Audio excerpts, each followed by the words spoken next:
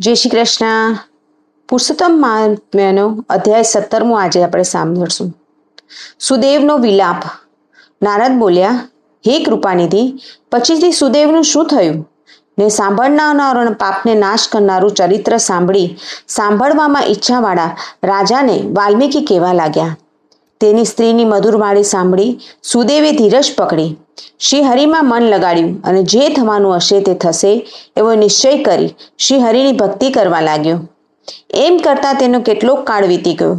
કોઈ સમયે સુદેવ લાકડા, દાબ અને ફળ લેવાને માટે શ્રી હરિનું ધ્યાન ધરતો વનમાં ગયો. તે જ દિવસે તેનો પુત્ર મિત્રો સહિત વાવ તરફ ગયો. સરખી ઉંમરના છોકરાઓ સાથે ત્યાં તે પાણીમાં રમવા લાગ્યો. રમતા રમતા પોતાના ભાઈબંધોને છેતરવાના હેતુથી તેણે ઊંડા પાણીમાં ડૂબકી મારી અને તે અગાધ જળમાં શ્વાસ રૂંધાઈ જવાથી મૃત્યુ પામ્યો.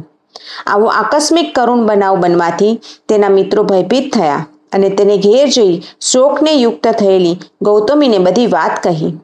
છોકરાઓની વીજળી તૂટી પડવા જેવી વાત સાંભળી પુત્રના ઉપર હેત રાખનારી ગૌતમી પૃથ્વી ઉપર એકદમ પટકાઈ પડી. એવામાં વનમાં ગયેલો સુદેવ ઘેર પાછો ફર્યો અને પુત્રના આકસ્મિક મૃત્યુની વાત સાંભળતા તરત જ બેભાન થઈ ધરણી ઉપર ઢળી પડ્યો. જ્યારે ગૌતમી અને સુદેવ ભાનમાં આવ્યા ત્યારે બંને ઉઠી વાવ તરફ ગયા અને તેમાં ડૂબેલા પુત્રને બહાર કઢાવી ખોળામાં લઈ કરુણ વિલાપ કરવા લાગ્યા. અરે મારા વાલા પુત્ર, જરા તારી મધુર વાણી બોલ. ઉઠ, તું કેમ સૂતો છે? આજે મારું ઘર તારા વિના શૂન્ય જંગલ જેવું છે. અરે, મેં કોઈ ખોટા કર્મ કર્યા નથી, મેં બાળ હત્યા પણ કરી નથી, છતાંય વિધાત્રીએ તે મારી આંખો ખેંચી લઈ શું એટલું બધું મોટું ફળ મેળવ્યું? નિર્ધનના ધનરૂપ અમોબે સ્ત્રી પુરુષના આશ્રારૂપ પુત્રને હરતા તને કંઈ પણ શરમ ન આવી? બધાને માટે તું દયાળુ છે અને અમારા ઉપર કેમ નિર્દયપણું દર્શાવ્યું? હે પુત્ર, ક્યાં તારું સુંદર મનોહર નેત્રોવાળું મુખ જો? મેઘ જળને વરસાવે છે, પૃથ્વી ધાન્યને પેદા કરે છે, પર્વતો રત્નોના જથ્થાને અને સાગર શ્રેષ્ઠ મોતીને પેદા કરે છે. પણ હું તે દેશ જોતો નથી કે જ્યાં મરેલો પુત્ર મળે કે જેના શરીરનું આલિંગન કરી હૃદયમાં રહેલું દુઃખ દૂર કરાય.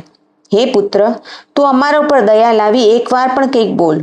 અમારા રુદન ઉપર દીકરા તને કેમ દયા આવતી નથી? આજ દિન સુધી તું માતા પિતાની રજા લીધા વગર ક્યાંય પણ ગયો નથી અને આજ અમોને પૂછ્યા વિના કેમ લાંબે રસ્તે ચાલ્યો ગયો? હે ગોવિંદ, હે વિષ્ણુ, યાદવોના નાથ, શ્રી રૂક્ષ્મણીના પ્રાણપતિ, અમને પુત્રના અગ્નિ સરખા દુઃખરૂપ તાપથી બચાવો. મારાથી વધારે બીજો કોણ મૂર્ખ હોય કે જેણે શ્રી કૃષ્ણના વચનને ઉલ્લંઘી પુત્રની અવદશા કરી? ખરેખર ભાગ્ય વગરનો કોણ ભાગ્યથી નાશ પામેલી વસ્તુ મેળવી શકે છે? આ પ્રમાણે બૃહદનારાયણ પુરાણમાં પુરુષોત્તમ મહાત્મ્યમાં શ્રી નારાયણ ને નારદના સંવાદ વિશે દ્રઢવન્વાના આખ્યાનમાં સુદેવનો વિલાપ નામનો 17મો અધ્યાય પૂરો થયો. પુરુષોત્તમ ભગવાન કી જય.